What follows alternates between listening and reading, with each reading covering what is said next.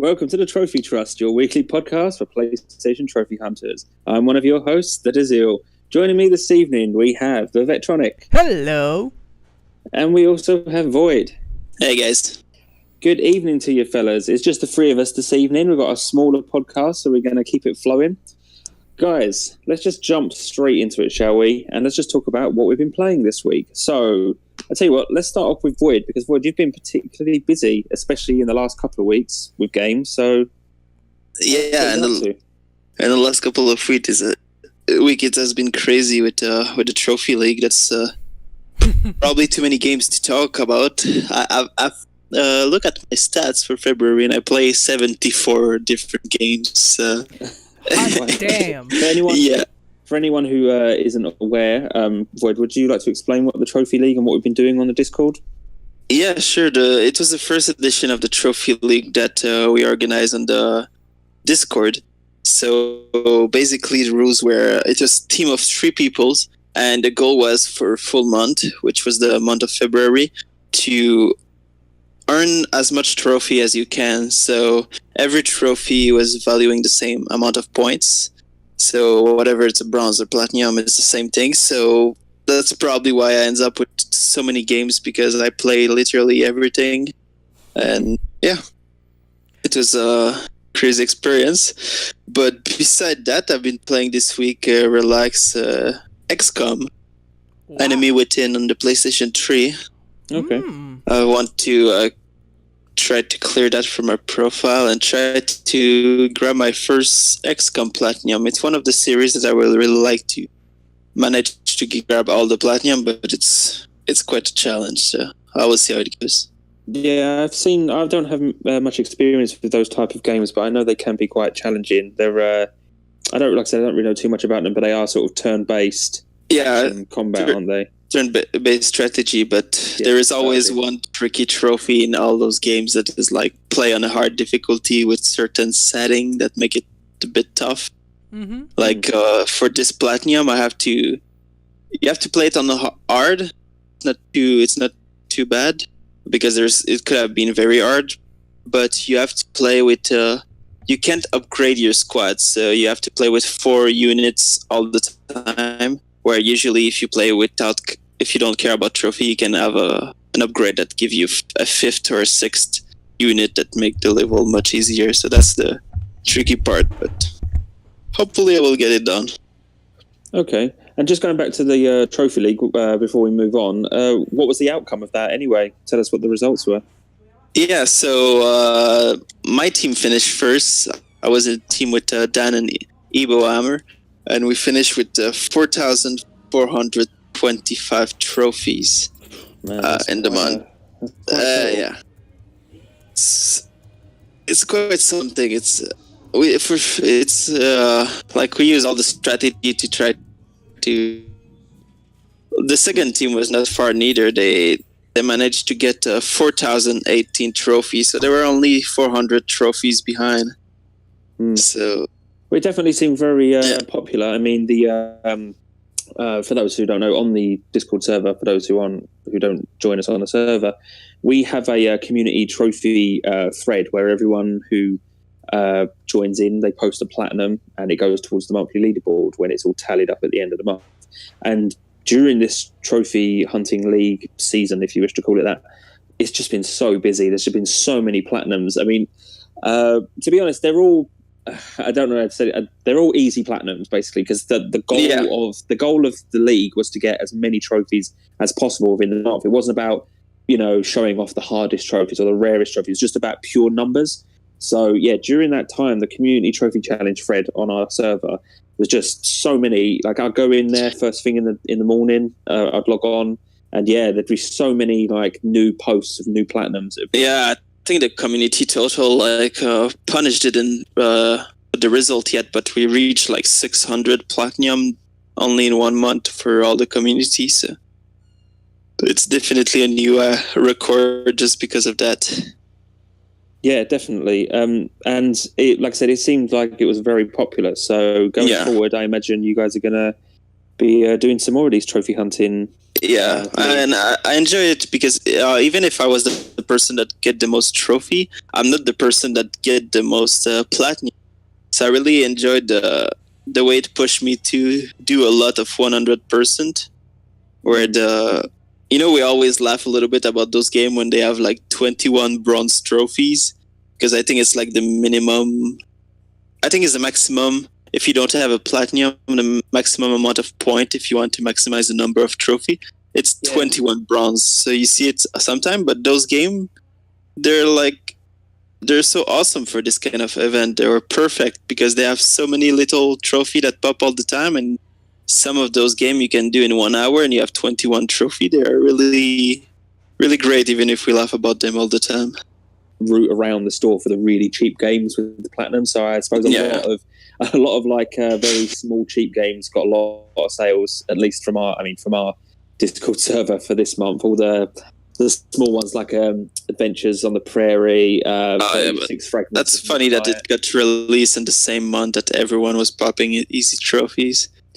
Yeah, but that game doesn't actually have, in terms of like sheer numbers, that game doesn't have that many trophies, does it? It's still 22 trophies for 20-30 minutes. It's pretty good.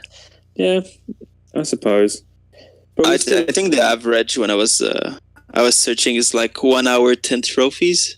I was trying to get. It was under that I was trying to skip, but yeah. Sure. I mean, we still do our monthly leaderboard anyway alongside it. So other people who weren't taking, but I wasn't personally taking part in it anyway. But yeah, any platinums that you get during the month anyway, even during the trophy hunting league anyway, would go towards monthly leaderboards. Yeah, people can tally it all up and everything. But yeah, and also a shout out to Punish as well, just for keeping track of the trophy.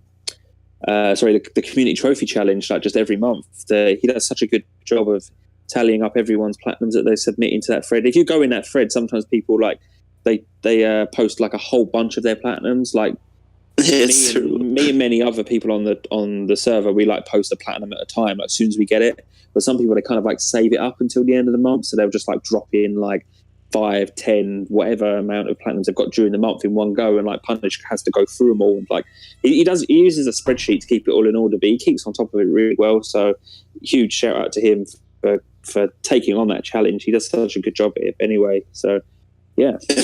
What have you been playing this week, Dazzle? Yeah, well, I might as well go next. Well, for me, let me just quickly bring up my profile so I can remember what I'm playing. All right, well, last time I was on the show, I was talking about Timothy vs. Aliens, so I've already covered that. The next thing I picked it up, I think, the same day, actually, as last episode, and that was Planet of the Apes, Last Frontier. Oh, yeah. I described it as like a Telltale-like game, but... so, yeah, it's similar to Telltale in the fact that it's like an interactive story. But it's not like Telltale in the fact that where you between dialogue you'll often move a character around in the Telltale games, go and explore a little bit, examine your environment. This is in Planet of the Apes, the Last Frontier. It's just dialogue, just purely dialogue. So it's just choices. Like there'll be some back and forth going on the screen. So they're like not moving around. Yeah, like to use like gameplay. Obviously, the term gameplay is a very broad term. Like it is a game. In terms of gameplay, described in a traditional manner of like you're moving a character or an object around the screen. There's none of that. It's just dialogue choices. So it's just the dialogue, no moving around or doing. Actually, I wasn't going to say there's no doing QTs, but there is, but very, very rare. There's only like a handful of QTE moments in the entire game. I did platinum it. It took me 3 playthroughs overall, because there's like depending on the choices that you make, you have like a good ending, a bad ending, and a neutral ending. And so I found a guide online to do it like legit, so to speak. It would take 6 playthroughs, and the game is about 4. I suppose from beginning to end, it's about 4 hours, 4.5 hours maybe. Yeah, there's no skipping any dialogue or any cutscenes or anything. It's just you have to watch it all from beginning to end. So, but the guide I used describes using saves at certain points by backing saves up to either the PlayStation plus cloud, or to a local hard drive or flash. No, yeah, that's awesome. That's something that is always helpful in games. Like doing 6 playthrough of a game that already become tedious after like 3 playthroughs. Yeah, and like the story's not really that engaging, to be honest. It's like there were some okay moments in it, but the story's not fantastic. So after, I definitely couldn't have done 6. Like the choices you make really don't. The story doesn't differ that much. Like I said, it's like Telltale games. The choices that you make don't really ultimately doesn't really affect ultimately where the story finishes. So yeah, the story is too similar. Like the good, the bad, and the neutral playthroughs are so similar to each other that like 6 would have been too much. So using the guide and using these like specific points where you back your save up, carry on down the route you were going, get the trophy, then go out of the game, restore your save, and then do the other path to get the trophy. I picked it up really cheap, actually. It was in a sale. I can't remember what the original price was, but I got it for around £7, so it was considerably cheaper than its original price. So I thought I'd give it a go. It was like £7, you know, I can't remember how many hours it took overall, but I did it in about 2 days, just over 2 days, about 3 long sessions. So basically, complete playthroughs each day, and it took longer than I thought it was going to, because you can't skip anything or do anything that hurries it along, really. So visually, it's a really nice looking game. The character models, the facial details are really good. They're like almost like Until Dawn, that PS4 game, Until Dawn. Like really good facial animations, but I suppose that's expected from a game where you don't really have any world to explore. It's basically, I described it on Twitter as basically an interactive Unreal Engine demo. It looks really good, and at moments I was looking at it and thinking, is this like pre-rendered or something? Because like it looks really good, but there's some in some scenes it has like texture pop in, so you can tell it's in engine, because there'll be moments where a character looks a bit blurry, or like some of the plants and the trees will just pop in all of a sudden. So it proves that it's running in engine. But I wouldn't recommend it, to be honest. Personally, it's a little bit boring. In my opinion, it's a bit of a drag. But it will definitely be a pass for me until it gets really, really cheap, maybe. But yeah, I think it launched alongside all the other sort of like PlayLink games. You know, the ones where like a group of people can play with their smartphones, and you like vote for a choice. You don't have to have PlayLink for this game at all. I played it with a regular DualShock 4 controller. But there is a PlayLink inside, like a feature. Up to 4 people can join in. So you vote. I didn't know. There's no trophies or anything related to PlayLink. In fact, PlayLink is almost completely absent from that game. Like it's not mentioned really anywhere other than the very start screen where you can like 4 people can jump in to do choices. But that just I don't know. That just seems a bit boring to me. Like having 4 people play it. The game's not that riveting anyway. But yeah, talked about it enough. I got the platinum for it. I wouldn't really recommend it, but you know, if you see it cheap and you know want a pretty easy platinum in like about 2 days worth of time, then go for it. The other game I played shortly after was this game called Suicide Guy. Firstly, the name really doesn't suit it. It's like a really kind of like dark name for this game. The game is really cartoony. I really don't like the name that much. Like, yeah, it's a little grim, the name. I mean, let me explain. Right, okay. So this game you play as a very cartoony character. It's almost like 3D Family Guy kind of style. It's a first-person game, and the basic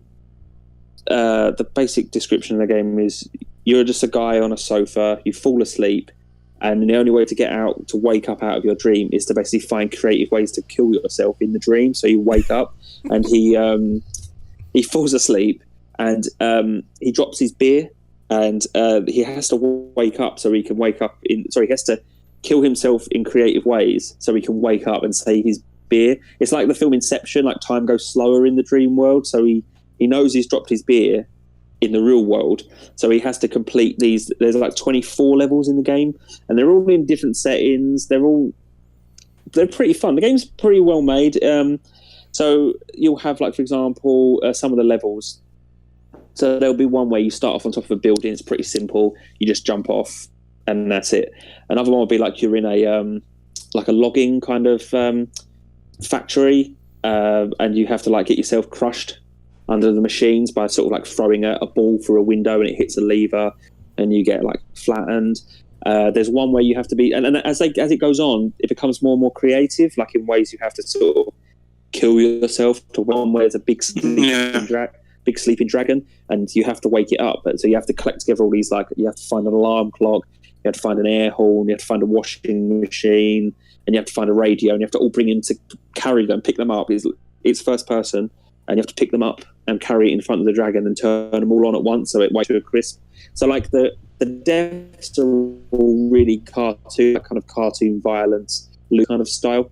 That's why I think the name of the game is a little dark. Considering I think they could have come up with a better name for it, but it's fine. It's got a platinum trophy. I managed to get it done in about 2 days. It's 1-2 hours trophy, and it has 2 different trophy lists, so you can easily stack it if you're into that. Yeah, the game's fine. It's really goofy. It's pretty low budget as well. I didn't pay too much for it. It was fun. I'll definitely give a try to the game in a couple of months when it will be cheaper. Yeah, there's loads of nods and references to other famous video games in it. There's actually a level where you get a portal gun from the game Portal. There's also one where you actually go into like a land that looks very, very similar to like Aperture the Science. world from like Super Mario. No, from like Super Mario. Yeah, like there's actual like question mark boxes and stuff that you like have to jump and grab, and there's like hills in the background, and there's like Yoshi eggs and green pipes you can go down. So it's that you just reminded me of a game I played a lot back in the day. It was called Mario, which is basically what if Mario had portals, and you're exactly describing it. So it probably is a homage to that. There's also loads of references to movies in the game as well. There's a level that's very similar to 2001: A Space Odyssey, where you've got like an AI, a computer stopping you to completing your goal and whatnot. It's fun. It's a fun little game. So I recommend it. It's pretty cheap and it's very straightforward. I didn't have any problems with it. The only criticism I do have with it though is the platforming is a little crappy in it, because the jump is like, firstly, you're platforming in first person, so you have to look down at your sort of feet to do the platforming, and the jump is really floaty. If you get close enough to an edge, you automatically pull yourself up over the ledge. But yeah, there's some sections in that game where you have to jump to platforms, very narrow platforms with small surface areas, and I was getting really frustrated at certain levels where it was unnecessarily difficult just because the platforming is just because the jumping is a little floaty in the game. But ultimately, it didn't really put me off playing it, or it didn't slow me down too much with finishing the game. And there's like just one final boss, just one final boss, if you can really call it that, in the game, and then it's done. You get an extra bonus level you have to complete, and the platinum's yours. So easy, I'd say like 3 out of 10 in difficulty. It would have been 2 if the jumping was a little better, but yeah, I'd say give it a go. And that's all I've been playing so far this week. So that leaves you, Feck. What have you been up to? Well, of course, last week I said I played All for One, and I recently platinumed that game. So I moved on and decided to actually pick up a old game from Visceral Games called Dante's Inferno. Yes. Yes. Now this game is basically God of War, but in the skin of Dante Alighieri's Inferno from the Divine Comedy.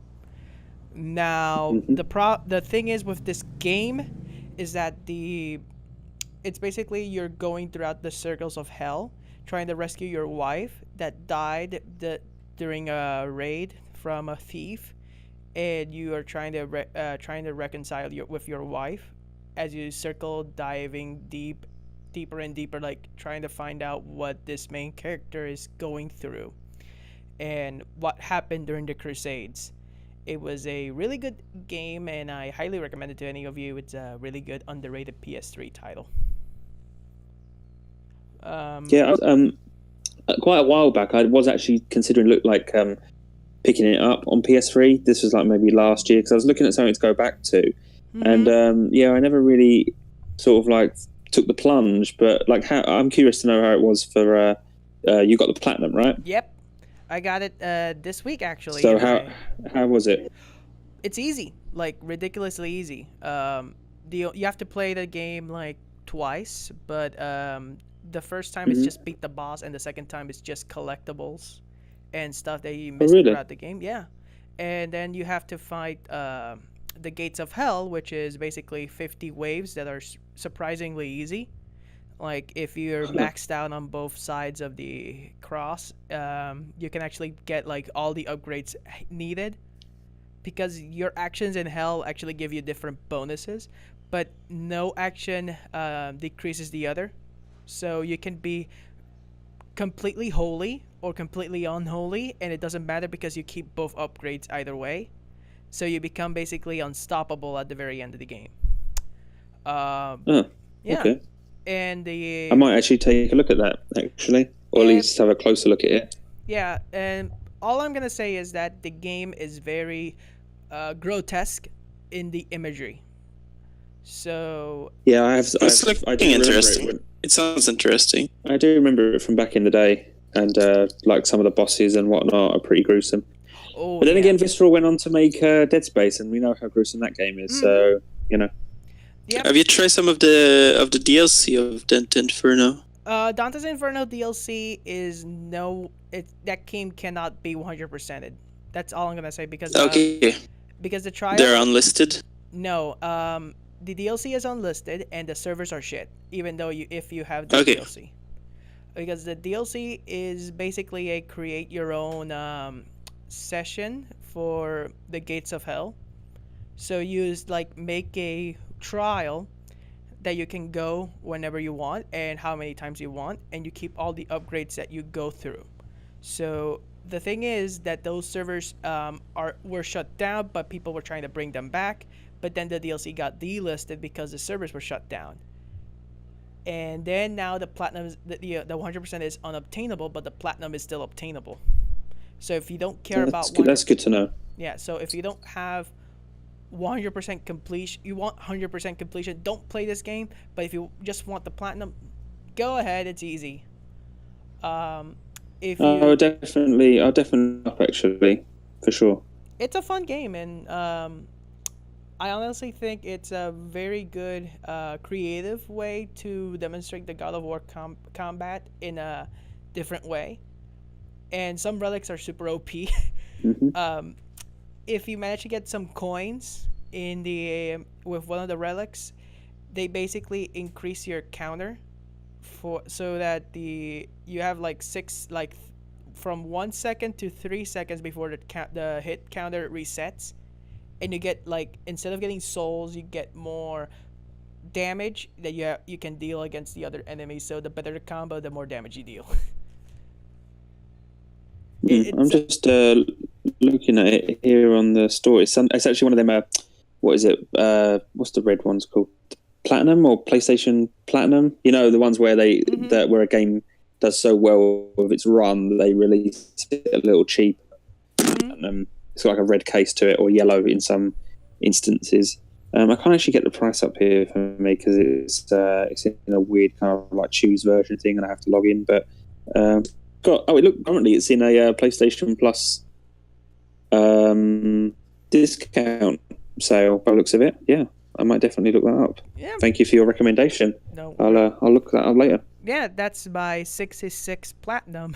That's appropriately named Dante's Inferno. Nice. Yeah. Yeah, besides that, that's all I've been playing this week. I want to play more, but I already got what I'm going to set up for next week, which is going to be Life is Strange, but I'll get to that when I get to that. Sure. Yeah. All right, then. Well, that's what we've been playing recently, so why don't we just hop into some news then, shall we, Vic? Yes. So the first news that we have this week is basically the PS Plus lineup for March 27, 2018. I was about to say 2017, by the way. So don't worry, we're only like 3 months into the year. It happens. So this month, we're gonna get 6 games. Bloodborne on PS4 with Ratchet and Clank as well. Mighty Number 9, both PS3 and PS4. Legend of K Anniversary, PS3. Claire Extended Cut, PS Vita and PS4. And last but not least, Bombing Busters for the PlayStation Vita. Any of you guys interested in to say more on this? Yeah, for sure. Yeah, well, So, I mean, people know Bloodborne, so it's really crazy that they're giving that to people. But the game was pretty cheap in the last sale. You could grab it, not too expensive, and it's really good game. Even if you never played a Souls game, like you got it for free, I would say play it. Like Bloodborne is extremely good game, and there is always a way to co-op with people. Bloodborne has a really the system of server, you can connect with other people with passwords, so the system is really much better than like Dark Souls 1 or Dark Souls 2. It's just a little bit trash, so it's easier to connect with people, and the game is just really, really good game, one of my favorites. And no doubt, I will say, with the addition of it being on PlayStation Plus, it's obviously the community is gonna receive a boost of activity. Yeah, the online will be super active in the next month for sure. Yep. I mean, and I'm pretty sure it was still an active. The server was still active. They're playing it constant. Yeah, there it is. It's still a very popular game. I mean, I've no experience with Souls games, but I'm actually willing to give it a try. I know they're known for being frustrating, but plenty of people have come forward, both on Twitter and on Discord, and offered their services as a co-op partner for me. So I may just take up that invite and have a go at it. You know, I've never played any Souls games before, and it's one of those.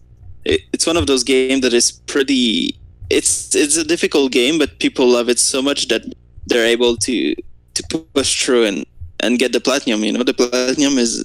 The rarity of the platinum is 24%, which seems to be crazy for such a hard game, but people love it. And yep, playing a Souls game, this is gonna be one of those games I might pick it up, even though now I own every single Soulsborne game at this point now, because Bloodborne was the last one I needed, and 3 I already got. So now I have an excuse to actually go ahead and play it. But you should also find another excuse in playing now Ratchet and Clank, the remake on PS4. Two really highly regarded for PS4 being offered in this month's offerings is really good. I mean, and I can't speak for Bloodborne because I've not played it, but I can speak for Ratchet and Clank. And as a long-term fan of the series, that game is really good. Yep, it is a culmination of all previous Ratchet and Clank games. It set in a remake story of the first game, but in terms of systems, in terms of like weapons and like well-known weapons and abilities from previous games and mechanics from previous games, it's basically like the pinnacle of Ratchet and Clank games from all over the years. Yep. Yeah, I'm happy to play it. I never played it. The only Ratchet and Clank's game I've played is Ratchet and Clank's All for One, because it was on PlayStation Plus. Like, I don't know, like 5 years ago. So I never actually buy Ratchet and Clank's game. So I'm happy I'll definitely platinum it. Ooh, boy. Yeah, it's a very doable platinum. Yeah, all of the Ratchet and Clank games are very easy to plat, actually. With All for One, the only game I'm missing for the platinum is basically the what is that game called? Q-Force in Europe, I forget the name. Oh, Full Frontal Assault. For PS3. Yeah. So honestly, all the games are very easy to get, especially on PS3, which you already have. So if you can find the Ratchet and Clank collection, just go and you got 3 easy platinums there. Yeah, and it's not about the difficulty. It's just the game doesn't. It's not really the kind of game that attract me to play all of them one after the other either. It's entered the category of like Sly Cooper, Jack and Dexter, and Ratchet and Clanks that I never really play because I didn't have a PlayStation 2, and I don't know, I never got into them that much. So if they are there for free, do it, but Well, this is a good place to start with Ratchet and Clank on PS4. Like I said, it's basically a retelling. Yeah, and it's recent. It's looking nice. I will play it for next PlayStation Plus. So. Yeah, Yep. Definitely. Anyone who has PS games that are offered. I'm not really familiar with them. Is anyone else? Which one? I Platinum Claire. No, I'm just saying the other game offerings game. that I know of. My Platinum Claire. It's actually easy platinum. Easy. It's not super hard, but it's not the easiest. You still have to follow a guide, but the guide is basically just maps. If you have the maps and the location of all the items, you should be able to pass through the game without issue. It took me, yes. So there is Claire, except Plat myself. The game is pretty nice. It's super easy. No, I should not have said that. It's not hard. Like difficulty is normal on a PlayStation 4, but on Vita it's a bit harder. There is a glitch on PlayStation 4 that make that after you finish your first playthrough, you can reload your save. It's really, really simple. Just reload your save, and it's automatically changed the difficulty to Nightmare, which is the hardest difficulty. And you can basically complete the Nightmare difficulty in 1 minute just by doing that. Wow. But the glitch is the glitch is there only on PlayStation 4, so I will recommend to play on PlayStation 4 before doing it on Vita, because it actually have a separate trophy list. So you have to platinum there, and it's really, really easy. The trophy guide is basically just maps of the 4 or 5 area that you have. So you basically collect stuff, and there is small collectibles that are butterfly, but it's really easy to find with the map that indicate where everything is.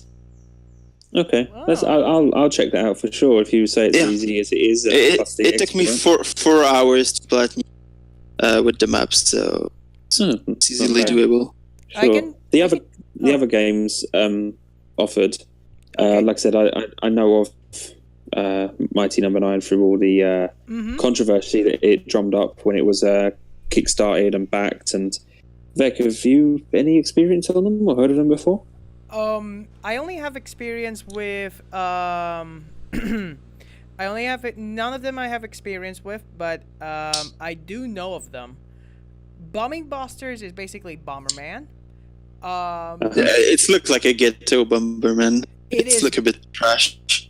No, it's literally a reskin of Bomberman. Even the plots are similar. Which is basically evil overlord tries to take over the galaxy. A squad team is trying to rescue defeat the Doctor and save the day. Same exact plot of Super Bomberman R. So, don't pick it up. It doesn't even have a platinum. Yep. Seems terrible. Yep. Legend of Kai Anniversary is basically a PS2 game that was ported on PS3 and later on PS4 and PC. The most of I know it's just a platformer game and a fighter. That's it. All right then. Okay. Well, that's the PlayStation Plus offerings covered. Why don't we move into the next story, which is related? Yep. So, sad news for people who have PS3 and Vita. On March 2019, services for the new free games for PS Plus on PS3 and Vita will no longer be available on the listings, and will be completely PS4. Yep. So next year, in a year's time, they will discontinue offering free games through PlayStation Plus for the PS3 and the PS Vita. At this point, I'd say I'm really not that bothered, because I stopped claiming the offerings for those two platforms a long time ago. I mean, definitely PS3. Vita, maybe a handful in the last 2 years, but really, for me personally speaking, through my tastes in games, the offerings have been pretty poor. Yep.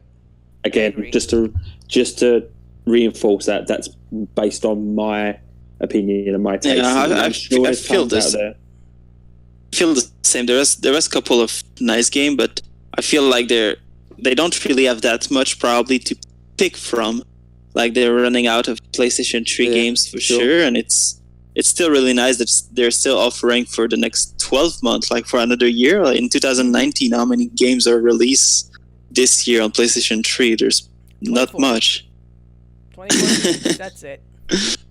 Yeah, well, I mean, it just as for like PS4 offerings, I don't really claim many of them either anyway, just to let you know about that. But with Vita and PS3, I mean, let's just talk about Vita. I mean, a lot of the first-party sort of big titles on that platform have already been offered through PlayStation Plus over the years. We've already had like Killzone. I'm pretty sure Uncharted Golden Abyss was like one of the very first of the... remember when it used to be called Instant Game Collection all them years ago? Like Uncharted Golden Abyss was part of Instant Game Collection when PS Plus first kind of like launched for that platform. So like a lot of the big games that system's known for have been already offered or anyway, and there's always sales and PlayStation Plus sales. But even the sales there is almost nothing. Every time they go on sale, there's not much. Nope. Yeah, like that's sort of my point as well. Like everything that is sort of big has already been sort of offered up either on Plus or in sales. So yeah, and the Vita's has been on its way out for years, and PS3 is starting to wind down in terms of like more people. Sony said like more people now are playing PS4, so it makes sense for them to cut it loose. I mean, at least it's not like next month we're stopping it. They still have 1 year. It's like a whole year to be offered. I mean, obviously this has created a bit of an uproar on social media. Fair enough, whatever. But I'm pretty sure they will add some more stuff too. Like they started with the PlayStation VR slowly, but maybe in March we'll have 2 PSVR every month if they want to really push it. You know, if it seems to be working really well so far. So. Yeah, Sony were asked, and Sony said they don't plan on adding. They basically came out and said they don't plan on adding anything else to the lineup after next year. Like they're not going to offer any more PS4 games, but they're probably just playing it close to the chest for now. They're not going to there's still a year to go, so they're not going to reveal their plans. Something else they have time. They have time to set up something. Plan will probably change anyway, so they're probably better not saying anything than changing in 6 months what they just said. Yeah, just to I'm thinking you've got services you've got on their rival platform on Xbox, you've got Games with Gold, and now they're doing this Game Pass thing where like first-party games are going to be offered on the same day within the Game Pass if you're part of it. We spoke about this previously on the previous episode. I'm thinking that Sony has to do something to go up against this. You know, the industry thrives on competition, on healthy competition. You've got like fanboys on social media who seem to want to completely end the rival platforms. You know, Sony fanboys want Xbox to fail, Xbox fanboys want Sony to fail, etc., etc. But competition is healthy for this industry. We, the consumers, ultimately benefit from there being price wars. You know, there being this competition. We're the winners of it. You know, we're the ones that get the cheap games. We're the ones that get services like PlayStation Plus, Games with Gold, all the sales that we have, the digital sales, the price cuts on the hardware, the seasonal promotions that they have, like, you know, knocking a couple of $100 off of VR and all of that, etc., etc. That's all competitive nature, trying to get our money out of us. Ultimately, obviously, business, but we still benefit from that. So, yeah, and I digress, but. Surely just with 2 or 3 games per month, and with all the sales, like pretty sure with the quantity of stuff that you buy, you get a lot from sales too. Also, like if obviously you're not happy with it, Sony even said in the statement when they were talking about them getting rid of PS3 and Vita games next year, they even said like if you want out, just cancel your auto renewal and leave it. So they're saying like. If you want to leave, then go. And at the moment, they've got a promotion actually on PSN for. At least I can speak only for Europe and UK, but I don't know if it's on North American or anywhere else. But they've got a 25% off sale for PlayStation Plus for 12 months. I don't think we have. I don't think we have that in Canada. Nope, not here in US. Well, currently on the EU store, they have a 25% off of 12 months of PlayStation Plus. I don't know whether that's to do with that. The timing seems coincidental. But anyway, yeah, so they say if you don't like it, cancel. And that's what I said before. But then the argument's always like, oh, well, I want to play online. Oh, I don't like the game. It's like, well, pick one, all right? You can't... if you don't like the service, then don't pay for it and don't play online. Then that's your choice. Or pay for the service, complain about the games always online, and carry on playing online. So, no one's ever happy, are they? You want to play online, but you also want like all the high-end top games every month. It doesn't work like that. Now, like the way the business has shifted is you're paying for the online, and the games are the bonus. It used to be like the other way around back on PS3, but the business has changed now. So you can, if you don't like it, cancel, but don't bitch about not being able to play online. So. You can't have your cake and eat it, is basically the bottom line. Anyway, let's move on, shall we? Next story. Okay, so you were saying more on video games. So one of the things that happened this week is that Sony announced that they're going to be focusing more on first-party games. So what this means is that they're basically going to make sure that people get more high-quality games on day one, or maybe some games on the PS4 on their system. So what do you guys think? Think you're going to see more exclusives down the line? Is it really possible to see more exclusive than what we have right now?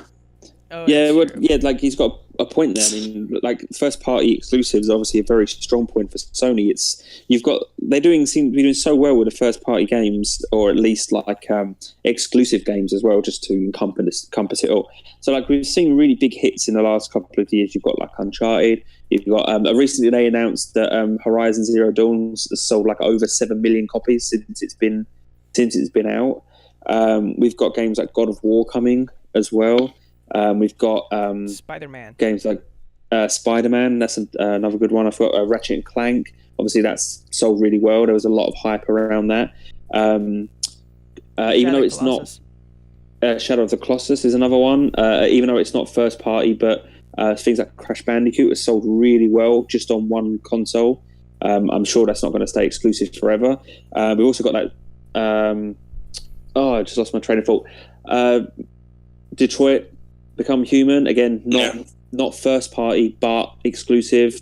A lot of hype around that as well. So they seem to just be banging out like the really big stuff. So they've obviously seen that there's a lot of success in that. And this is quite contrast to, say, Xbox, where they're saying like they're not really looking at the sort of big single player campaigns anymore. They're looking at more sort of like online and big sort of online multiplayer games. You're looking at stuff like PUBG, for example, and they're pushing more towards the no, I'm just saying that like Microsoft is going for a more sort of online sort of what's the word, games as a service sort of structure. And Sony's looking at more at the single player, more I hate to use the word, but like cinematic kind of like games, like the rich single player experiences. So like Death Stranding, Ghost of Tsushima, which is the Hideo Kojima game, and the Sucker Punch game coming out sometime next week. Wait, why did I say that? Next week. Oh my, why did I say that? I was thinking something else. And then we have some games like remasters like Medieval and and then sometime 2020, 2021, Last of Us Part 2, and then Kingdom Hearts later down the road. So this is gonna be interesting for the PS4. Like it's gonna be the golden years of the PS4. Yeah, not to say that like what Microsoft is doing with the online thing is like bad or anything, or what Sony's doing is bad. They're two totally. It looks like that they're each platform is aiming for a different sort of demographic. So Sony's obviously found what they need to do, and Microsoft's looking at what they're doing. So as someone who doesn't really do online games, I don't really enjoy playing online games or multiplayer. I'm really happy as a PlayStation owner to be seeing all of these like rich single player heavily story-driven campaigns being on the platform. I'm absolutely fine with it. This is great. Me too. It's totally fine. Yep. Considering annoying or online trophies. Oh yes. Yes, definitely. For sure. But yeah, this is good stuff. It seems that they're doing really well, and it's good.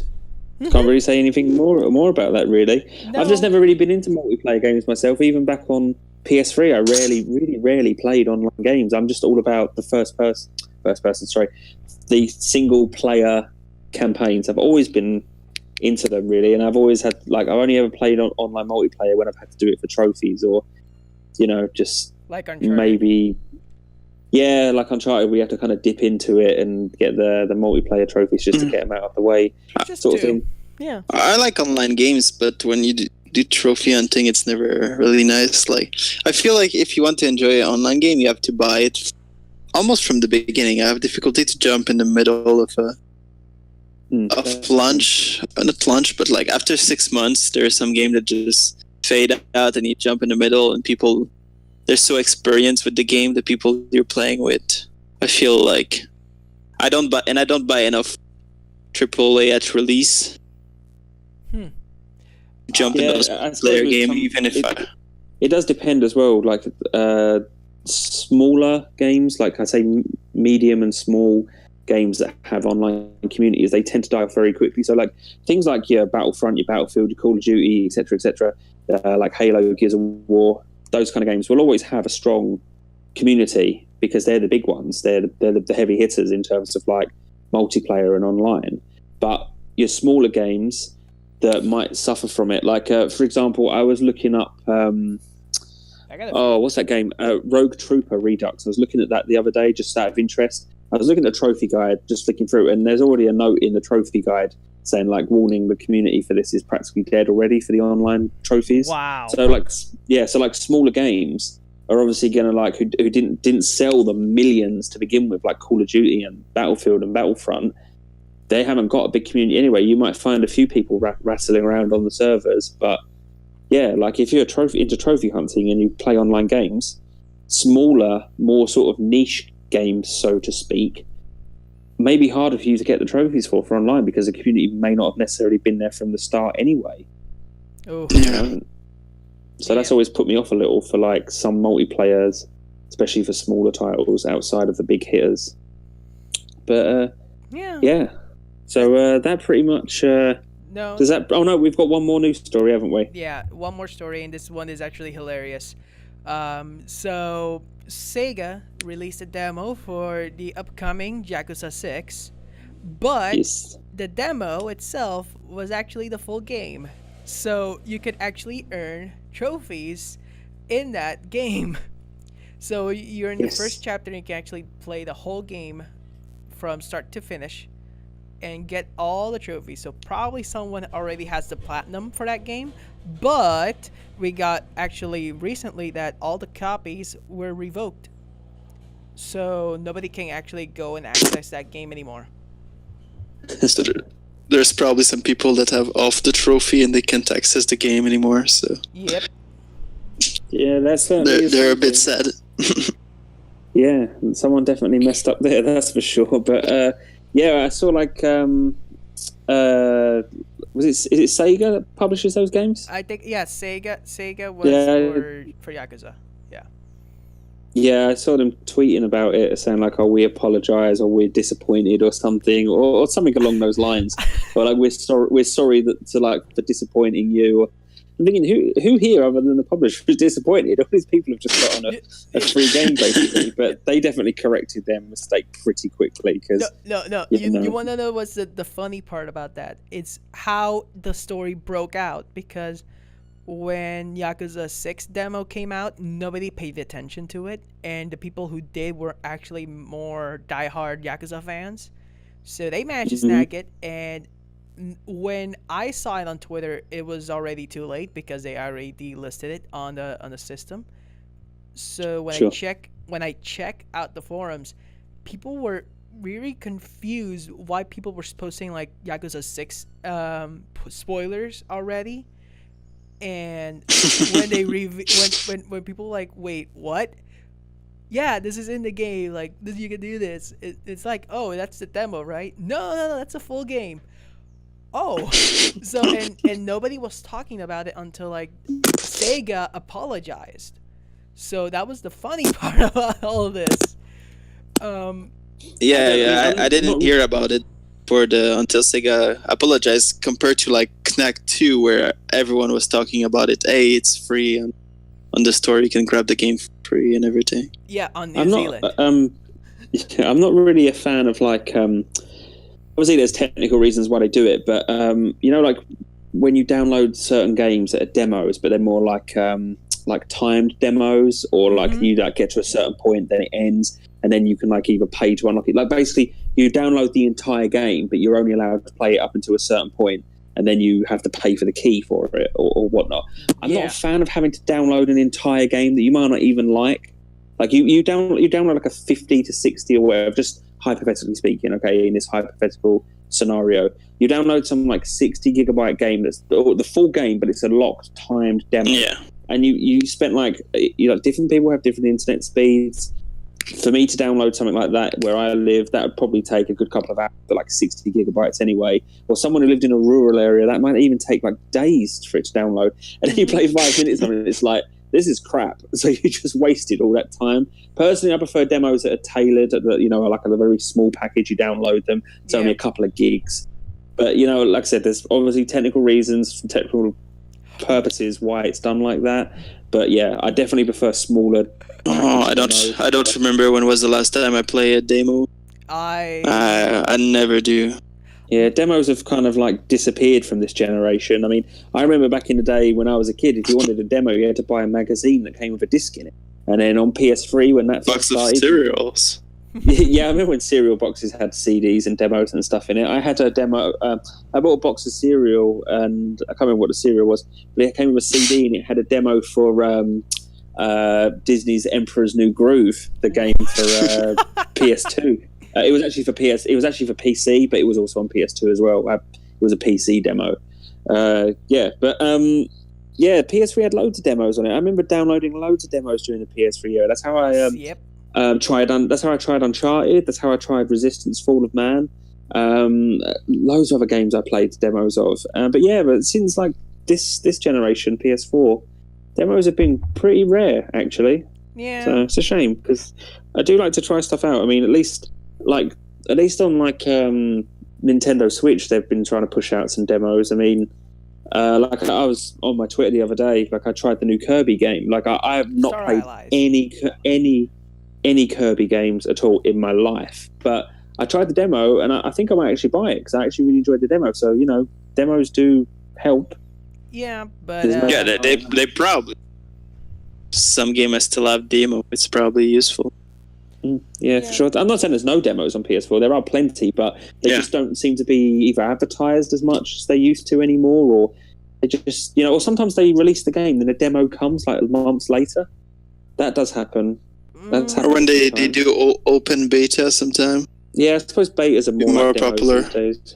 Yeah, because like Dragon Ball Fighters, that had an open beta and like everybody jumped in to try it out. And yeah, For Honor too. I remember it was really popular on Twitch. Everyone was streaming it. For Honor, that's another game that Daz would probably never want to play anymore because that community is dead.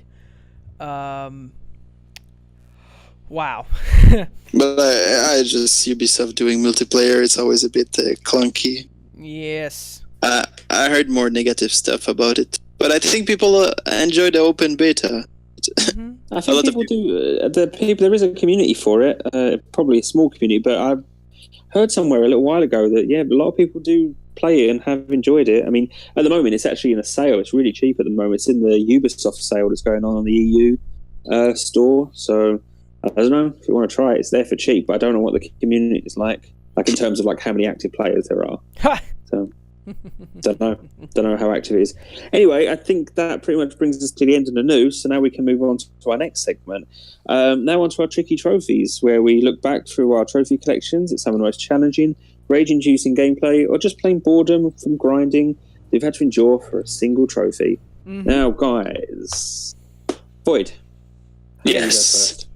What have you Yes. got? It's actually a trophy that I earned today, Whoa. and it's for Plant vs Zombie Garden Warfare 2, and the trophy consists of defeating a boss hunt event on a crazy difficulty.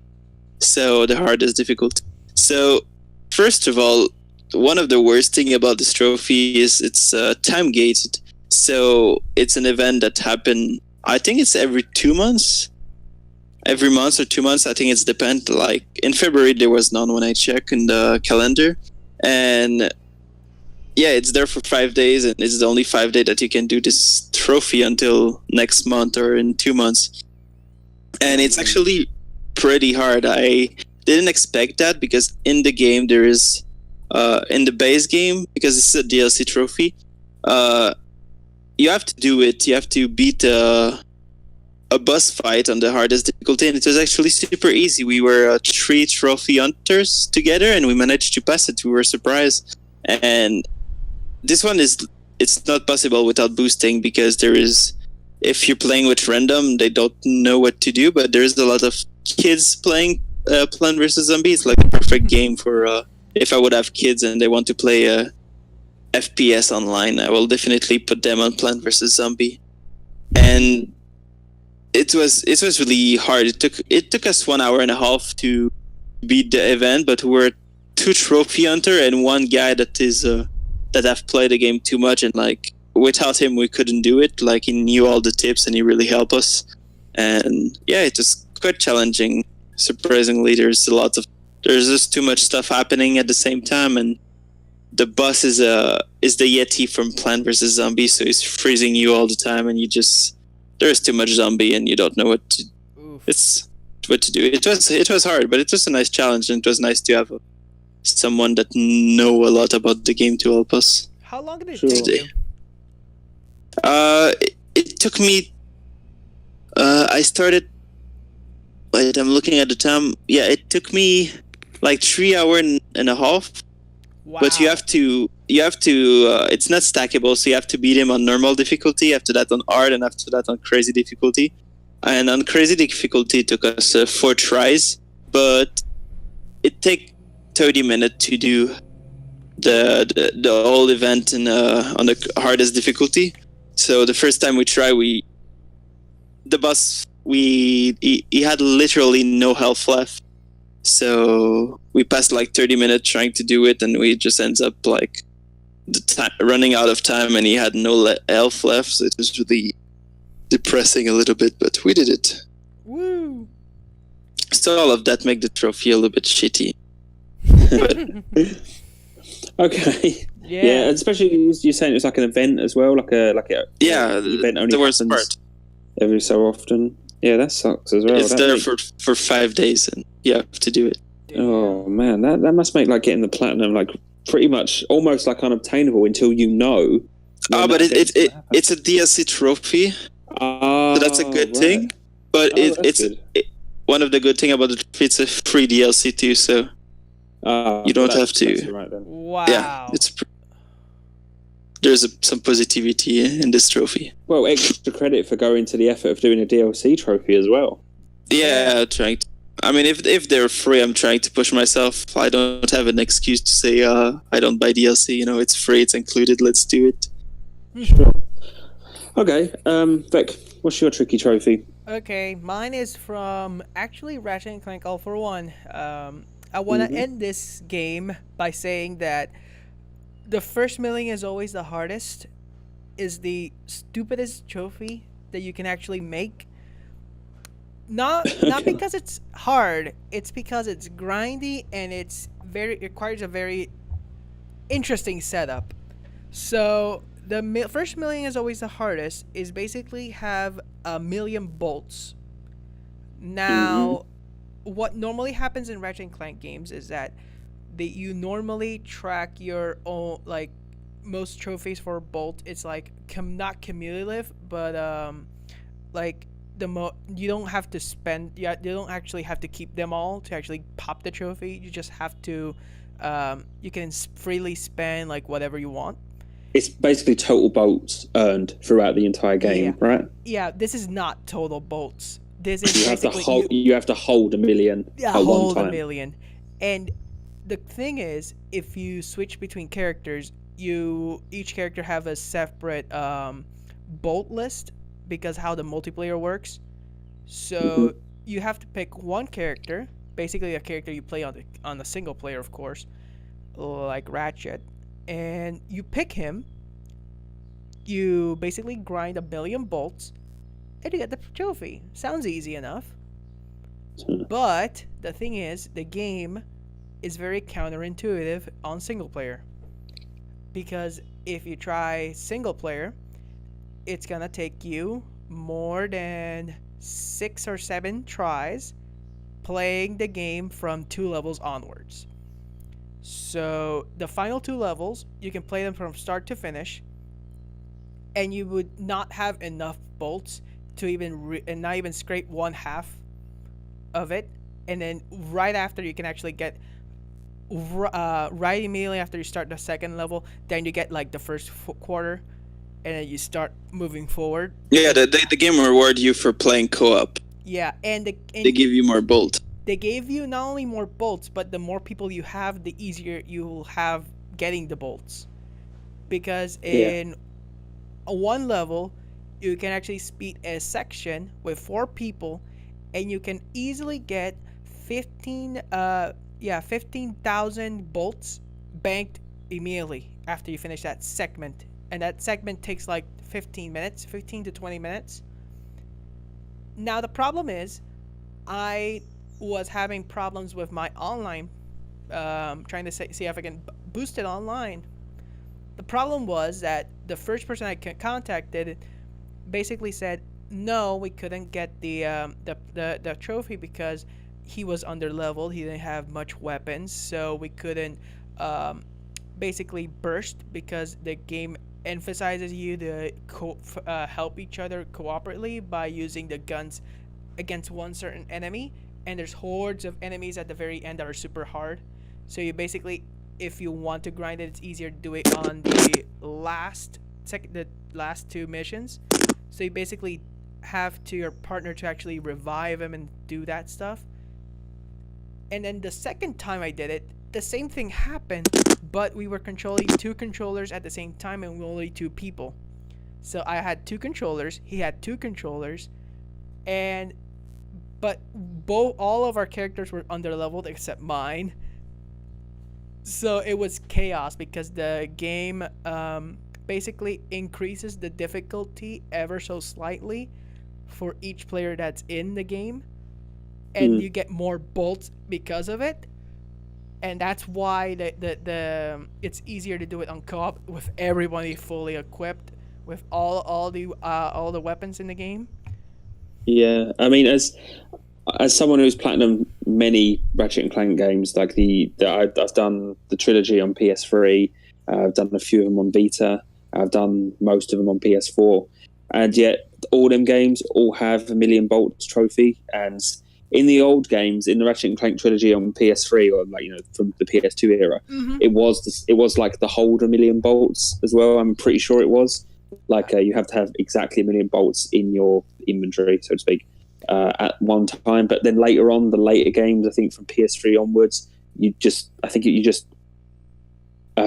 total bolts earned, so you didn't have to hold 1,000,000 at once. It's just what you get across the game, which is much better, much easier. But then again, in the later games, they added like combo multipliers for like the what's the thingy mode called? The bolt multiplier, which is basically for every enemy you kill, you basically get a multiplier, and the more enemies you kill, the more increases, and with more increases and more requirements, the more enemies you need to kill to progress further, and the max is 20. But in All for One, there is no such thing as a bolt multiplier, only the bolt grabber, which is basically it multiplies the bolt by 2, but by doing so, it's a temporary power-up.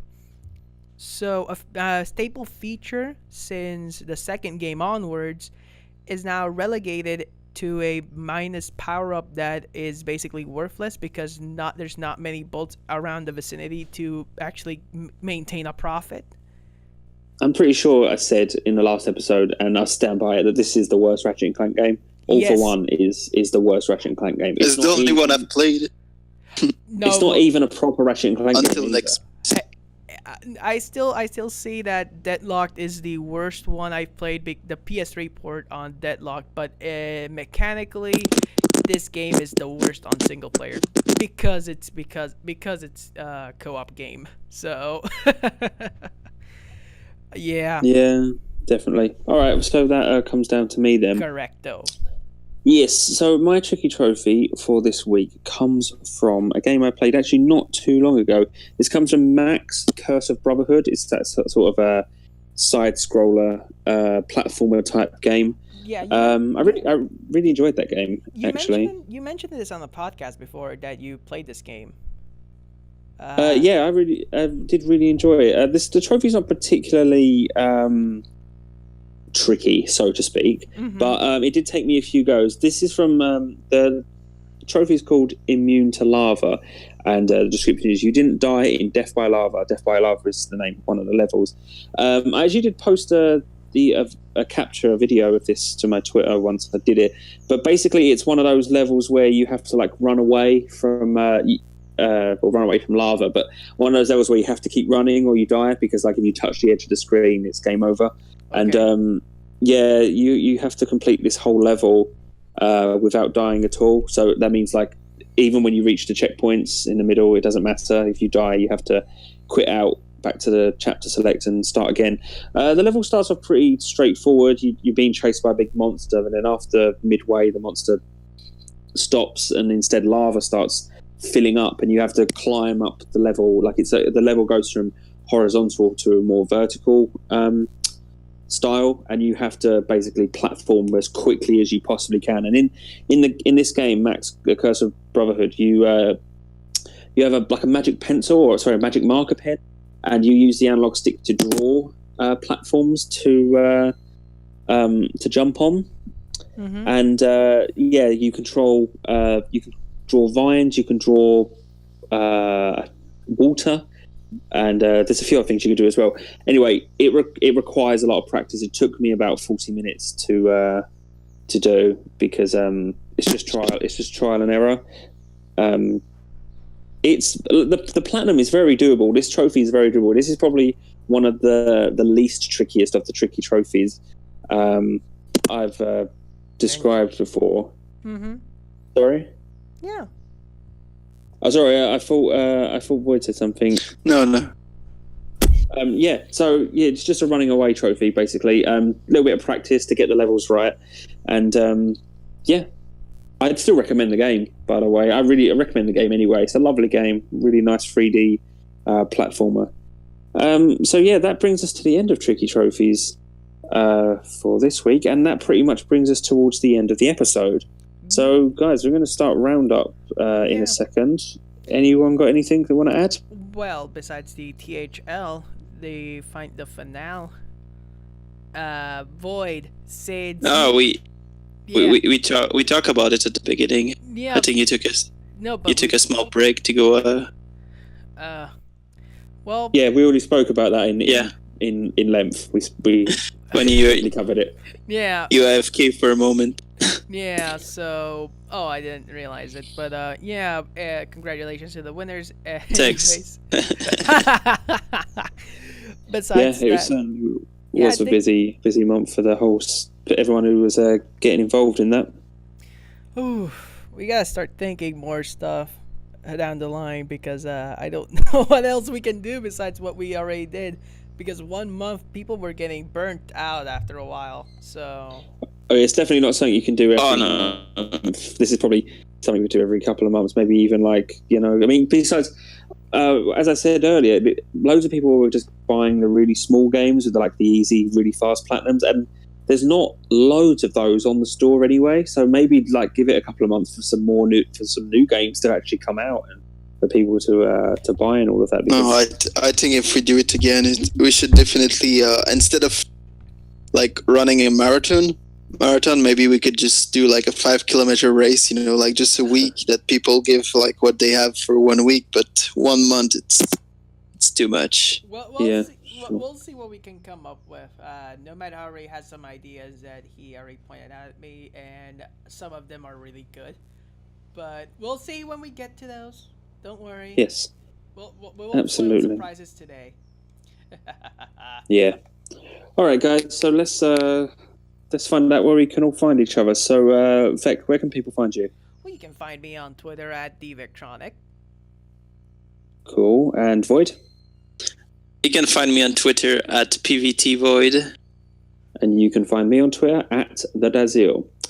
Okay, so thank you for listening. As always, you can find our episodes on our YouTube channel, The Trophy Trust. Please support us there by subscribing for future episodes. You can also find updates on our Twitter at The Trophy Trust. There in the profile, you can find a link to our Discord, of course, the PlayStation Trophy Hunting server, where if you haven't already, you can join our ever-growing community of gamers and trophy hunters.